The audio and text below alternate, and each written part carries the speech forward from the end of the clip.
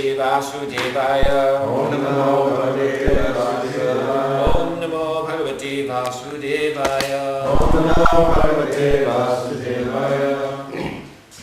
This morning we are reading from Canto 4, Chapter 1, Genealogical Table of the Daughters of Manu. And we have text 40 on the board. There is no purport.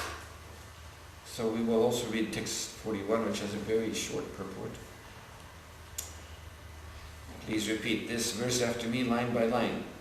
Urjayam Jagire Putra. Urjayam Jagire Putra. Vasishtasya Parantapa. Vasishtasya Parantapa. Chitraketu Pradhanaste. Chitraketu Pradhanaste. Sapta Brahmarshyo Mala. Sapta Brahmarshyo Mala. Urjayam Jagire Putra. Putra. Sons. Vasishtasya, of the great sage Vasishta. Parantapa, O great one. Chitraketu, Pradhana, headed by. Te, all the sons. Sapta, seven. Brahmarshya, great sages, with spiritual knowledge. Omala, without contamination. Translation by His Divine Grace, Srila Bhaktivedanta Swami Srila Prabhupada Ki Jai. The great sage Vasishta begot in his wife Urja, sometimes called Arundhati, 7 spotlessly great sages headed by the sage named Chitraketu. So again, there's no purport. We'll go on. Chitraketu Suruchischa Viraja Mitra Evacha Ulbano Vasubrithyano Duman Shukti Adyo Pare. This means the names of these 7 sages are as follows: Chitraketu, Surochi, Viraja, Mitra, Ulbana, Vasudhyana, and Duman.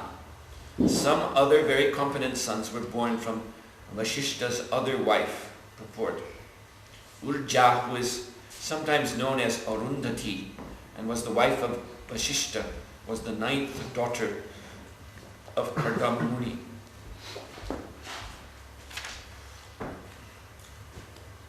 So one may question whether a chapter like this,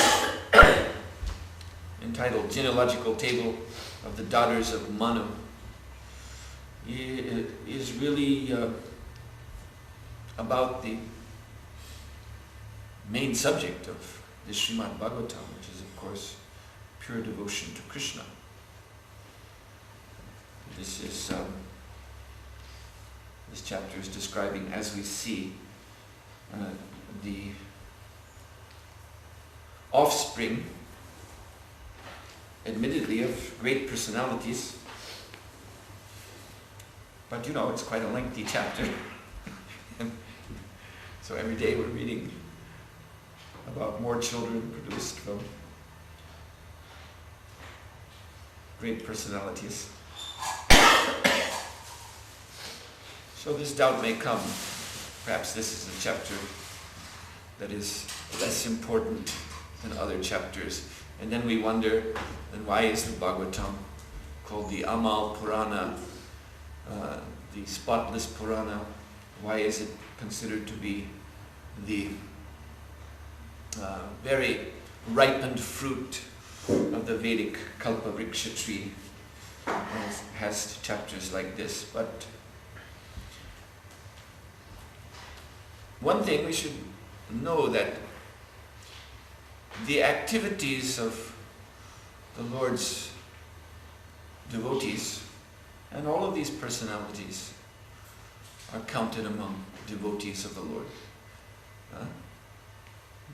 The Vishnu Bhakti Smrito Daiva, the Vishnu Bhaktas, they are the devatas, the demigods in this universe. So the activities of the Lord's devotees are pleasing to the Lord. even this production of children. Krishna says in the Gita that Dharma viruddha kama asmi, that I am calm, I am sex, the sexual combination, which does not contradict Dharma. So this is actually what is being portrayed here in this chapter. The production of very exalted children from sexual combination done under Dharma. Now it comes to mind Arjuna. When Arjuna was,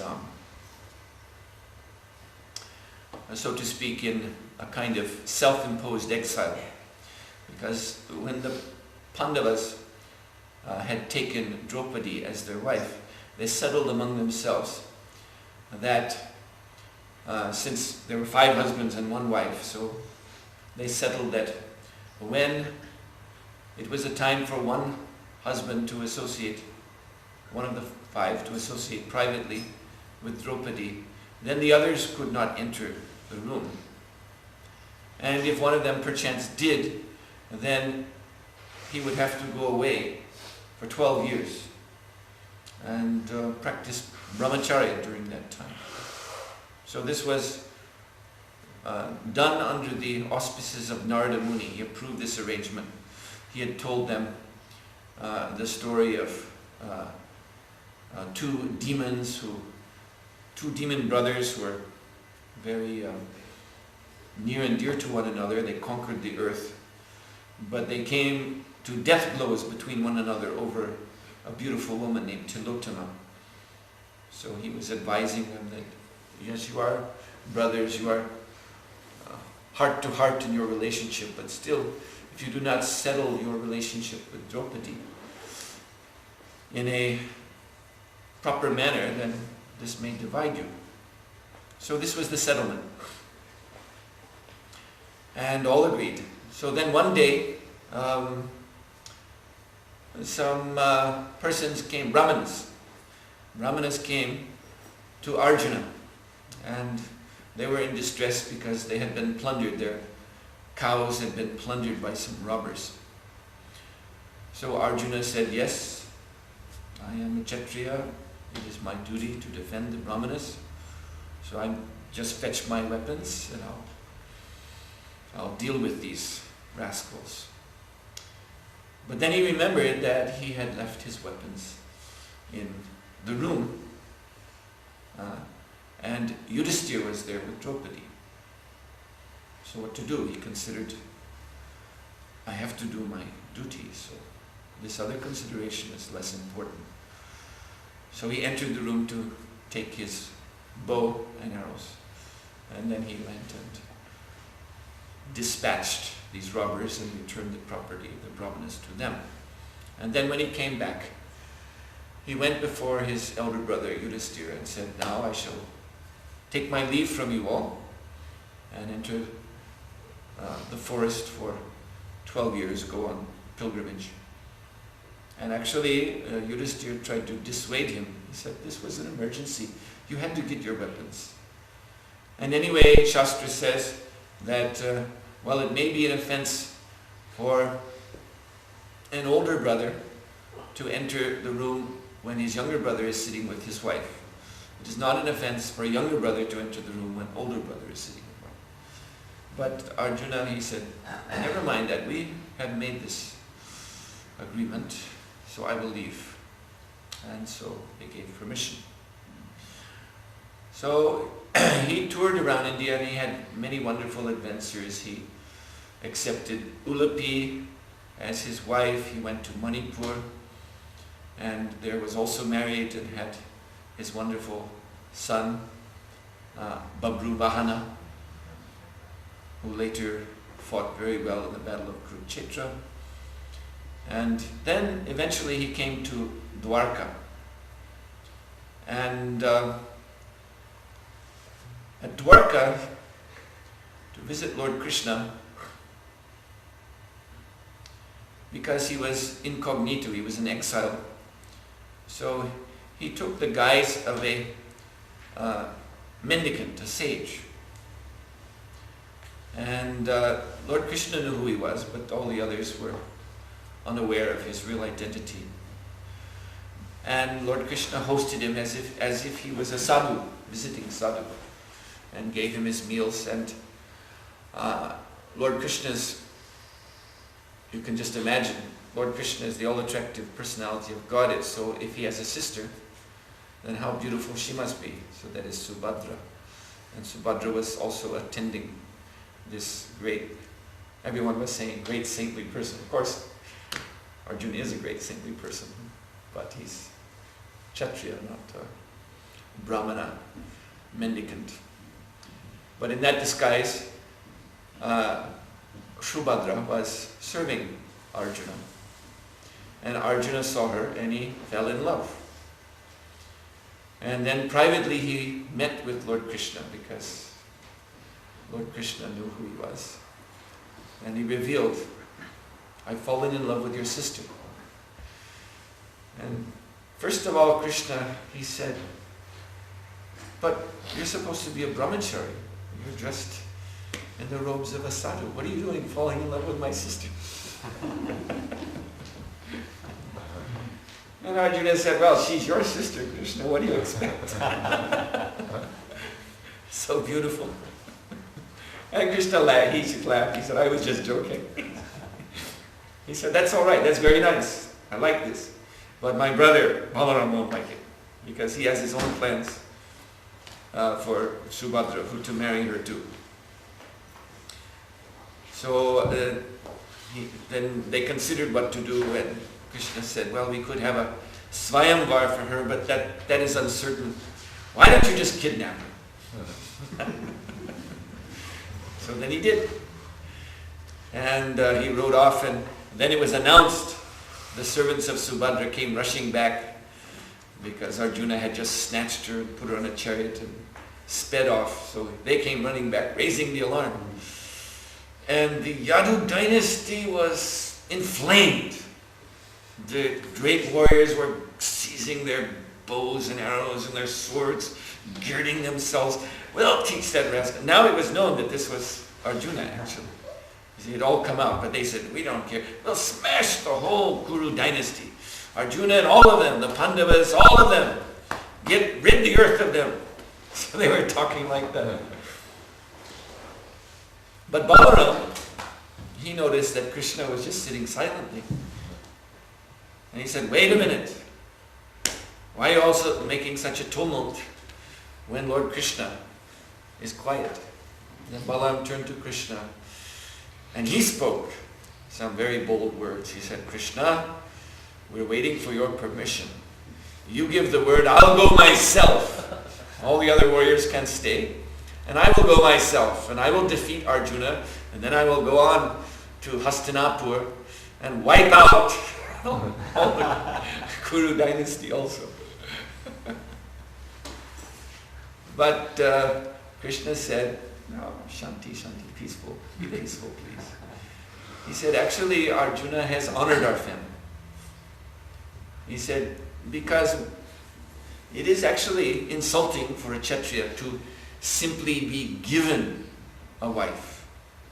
You are saying that Arjuna should have asked nicely for Subhadra's hand. But that is an insult for a Kshatriya. A Kshatriya shows his prowess. A Kshatriya takes by force of arms. And in this way, he honors the dynasty from which he has taken the girl to be his wife. He is showing that he is because he will now be joined by marriage with our family. And you are all very mighty Kshatriyas ready to fight.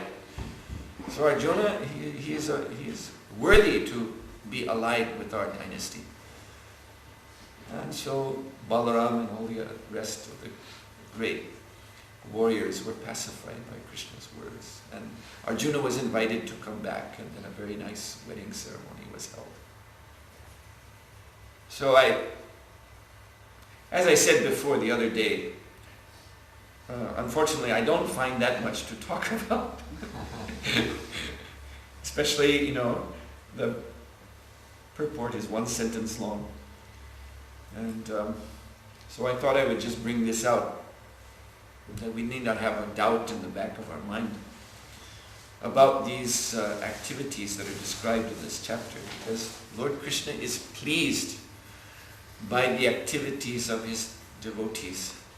Even when Arjuna fell in love with his sister, Krishna was pleased. He's very pleased by this. So because all of this is within the purview of Dharma, and even more so, it is all connected with Krishna directly in his Leela. So, I'm going to stop here. If anyone has any comment or question. So, Maharaj, then what's the standard that you need? What is that? The standard. Because here Arjuna is brahmachari, and then then he wants to marry a sister, and Krishna goes, well, it's all right. The whole Bhagavatam seems to be full of, you got Indra creating three irreligious processes, sannyas, he's stealing horses, he's stealing sages' wives. The whole Bhagavatam's an intrigue of these things one after another.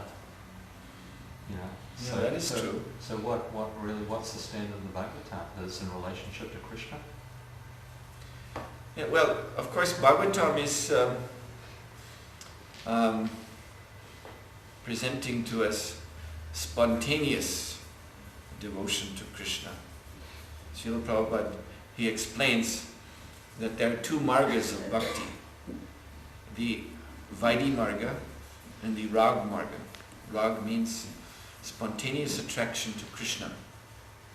And these two margas are related to two vidhis, or two methods of devotional service in sadhana. So the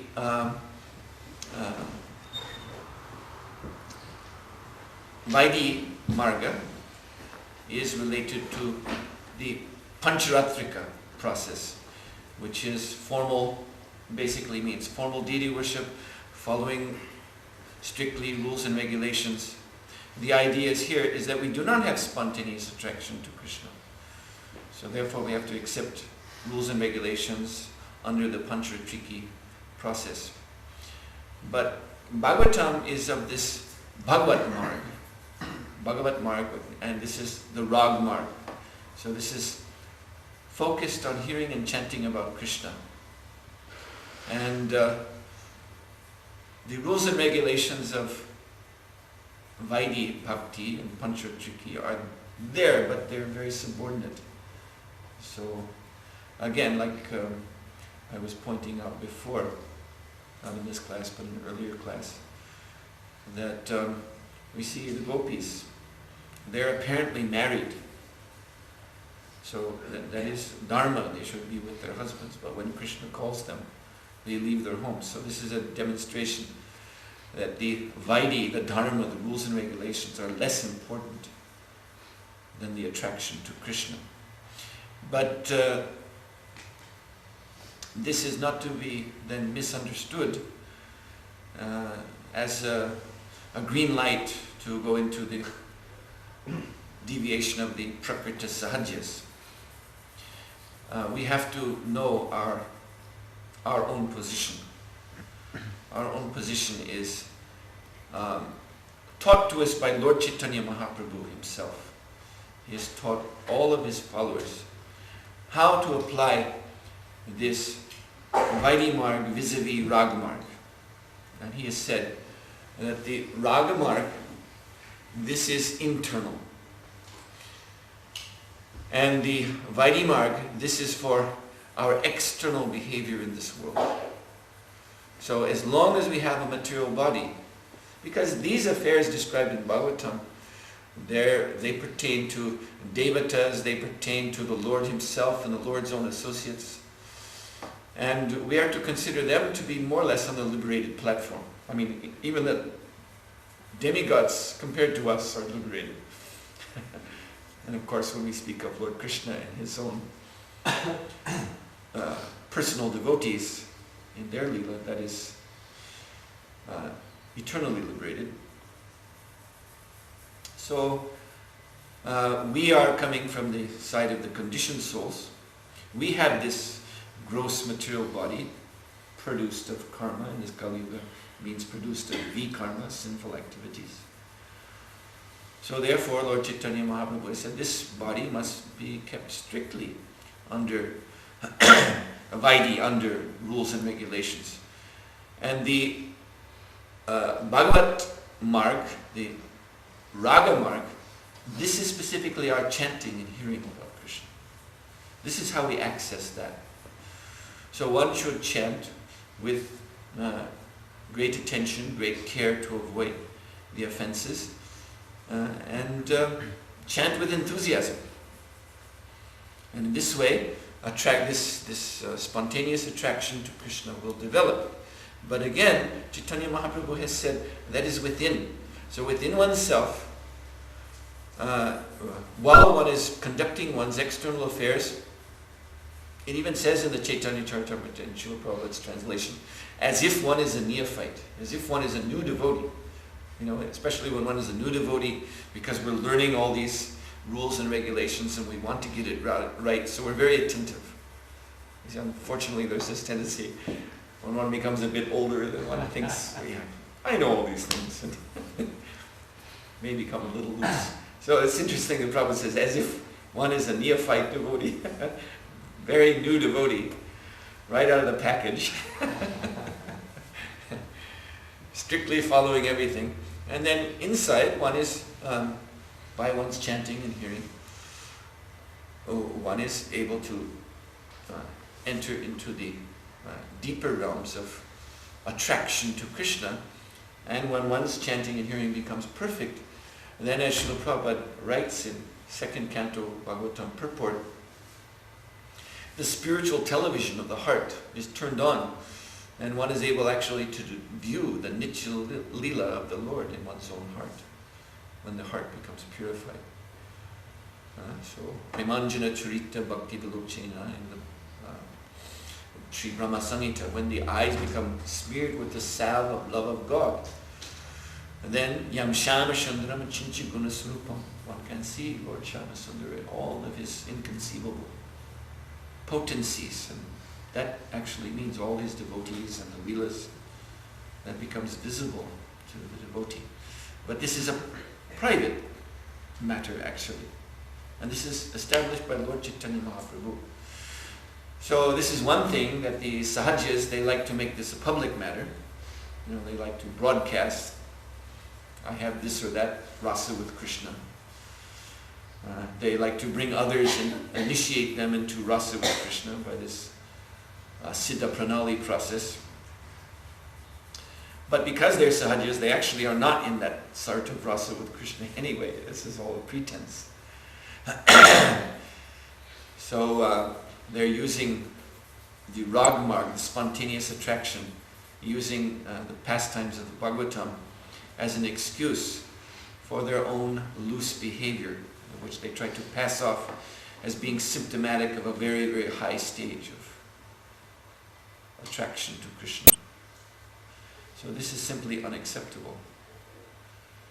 And Srila Bhakti Siddhanta Saraswati Thakur, he has given very severe warning about this attempt to artificially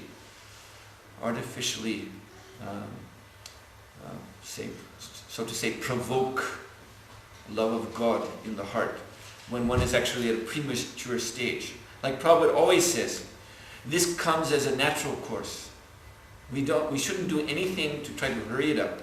We should just do our devotional service, following the rules and regulations and the ashrams and the everything strictly, and wait for Krishna's mercy, because this is how we show that we're worthy of Krishna's mercy, by following what is given to us in the beginning, which is the Vaidhi Marg. So the Sahajas, Srila Bhakti Siddhanta Saraswati Thakur has compared them to Well, we can say all of us in the neophyte stage, in our present stage, because actually we should always consider ourselves to be neophytes. So we are like green mango, unripe mango. So what the Sahajas do is they take the unripe, green, hard mango of their bhakti. And you know, in some mangoes become ripe without changing color. They remain green, but you know that they're ripe because they're soft. Some others, of course, they turn red and yellow, but some remain green. So they take a hard, unripe green mango and take a wooden stick and they beat it. And that makes it soft, obviously. But as Bhaktisiddhanta Saraswati said, it's not ripe, nor will it ever become ripe. Once you've beaten a mango like that, it's not going to become ripe. So they spoil their chance for advancement by this. So, as Prabhupada says, everything will come in due course, first deserve, then desire. So it is exactly like the ripening of a mango. There's nothing you can do to hurry it up. So one keeps the mango in the sun. Krishna Surya Sama, Krishna is like the sun. So we have this Vaidhi Bhakti process, chanting our 16 rounds, following our 4 regulative principles. If we're brahmachari, we should follow brahmachari ashram. Grihastha, follow grihastha, like that. Sannyas, follow sannyas ashram. And this way we keep ourselves in the sunshine of Krishna's mercy, and then our internal attraction to Krishna will in this way ripen and become sweet and tasty. But through our whole life we should expect that in this body we will conduct ourselves according to the rules and regulations which pertain to this body. And this is all very nicely explained by Srila Bhaktivinoda Thakur in his Sri Tattva Sutra he's written. He's explained that, again using the example of mango or fruit, that the Vaidhi Bhakti is like the skin of a fruit. So it's there to protect the fruit while it ripens. And then when the fruit is ripened, then the skin can be broken, but that breaking of the skin actually means that's when we go back home back to Godhead. You see? And then we don't need this body anymore. So this is a very nice way to understand the importance of this physical body we have, that is actually there to protect the maturation of our love of Krishna. And so this is the reason why we should keep this body nicely healthy, keep it engaged in devotional service, so that there will be time enough. Krishna says in the Gita, Shaknodi haiva yatso shodham praksha sharira vimokshana. He's saying there that I'm giving you the time you have in this body to what? To kama, krodha, bhavat, vegam, to conquer over kam, lust, and krodha, anger. These are the basic dualities. Sasuki, and finally achieve the happiness,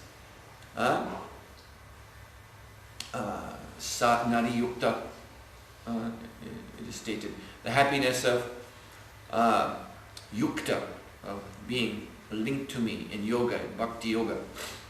So Krishna says that we have the whole duration of this body to come to that stage. And then, after we have come to that stage, then the body is given up and one goes back home, back to Godhead. So that is why we have this body, so that we can serve Krishna in the regulated fashion according to Vaidhi Bhakti and nurture our raga, our spontaneous attraction. That's good. Thank you. All right then. It's almost... you have a question? Just one. The vow of the 5 brothers was to take 12 years exile as brahmachari. And Arjuna. Yeah, Arjuna went out and he got married to several women. And that's because the first lady, Ulupi, who's a Naga princess, she spoke to Arjuna. She said, Arjuna went to take bath and she dragged him down into the Naga world. And he found himself in this, because the Nagas, they're probably just celestial serpents. So they're in serpentine form, but they can assume beautiful, heavenly, human-like forms. And they live in a magical world, in the underworld. And so it's full of all kinds of wonderful, mystical opulences. And especially it's known, the Naga women, the Naga men can be sort of demoniac, but the Naga women tend to be all devotees of the Lord. So Ulupi was a great devotee and also very attracted to Arjuna. And so Arjuna said, but he told her, she dragged him and he said, what are you doing? Why have you brought me here? And she said, well, I've fallen in love with you. And I want you to accept me as your wife. So Arjuna said, but I've taken a vow of brahmacharya for these 12 years. And she said, I know all about that. I know everything. I know about how it happened, your arrangement with your brothers. But you see, I'm a Naga princess. So we are not ordinary people. So if you associate with me and you give me a child as your wife, then you will be more blessed by that association than if you keep brahmacharya. That's your argument. And he said, well, that's a very good argument.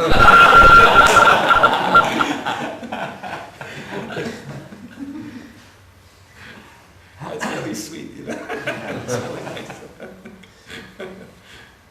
Actually, that part of the Mahabharata contains some of my very favorite pastimes.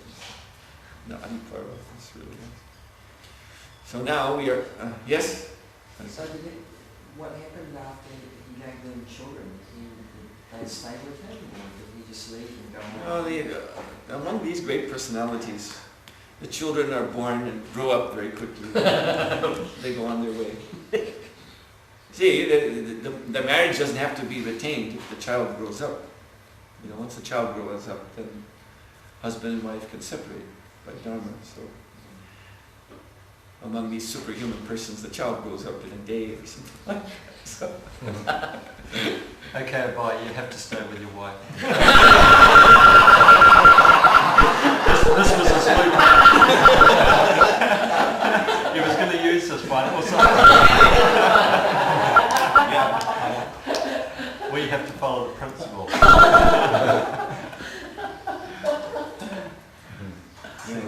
There is that joke I've heard in ISKCON that many devotees are studiously reading Prabhupada's books, looking for loopholes. So